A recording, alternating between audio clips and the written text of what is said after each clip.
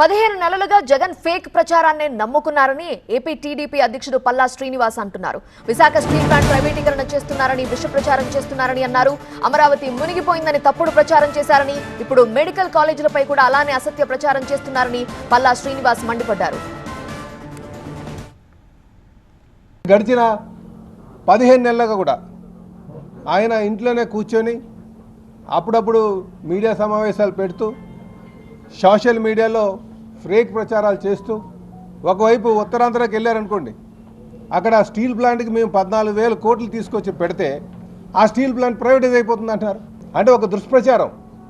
మరి కొనడానికి ఎవడొస్తున్నారు అంటే సమాధానం చెప్పరు. అలాగే అమరావతికి వస్తారు, అమరావతిని కాపాడడానికే పక్క నియోజకవర్గాన్ని ముంచేశారంటారు. అదొక ఫేక్ ప్రచారం.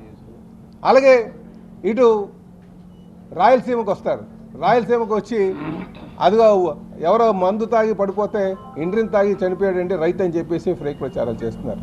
ఇంకొక వైపు మెడికల్ కాలేజీలు అన్నీ కూడా ప్రైవేటైజ్ చేస్తున్నారు. అంటే వీళ్ళు ఆ సోషల్ మీడియా వేదికగా ఫేక్ ప్రచారాలు చేస్తూ బతుకుతున్నారు తప్ప వాస్తవం అందులో లేదని చెప్పి తెలియజేస్తున్నారు. తప్పనిసరిగా మళ్ళీ మేము త్వరలోనే కర్నూలులో కూడా పెడతాం. ఆ రోజు ఖచ్చితంగా అన్నీ అనౌన్స్ చేస్తామని కూడా సందర్భంగా తెలియజేస్తున్నామండి.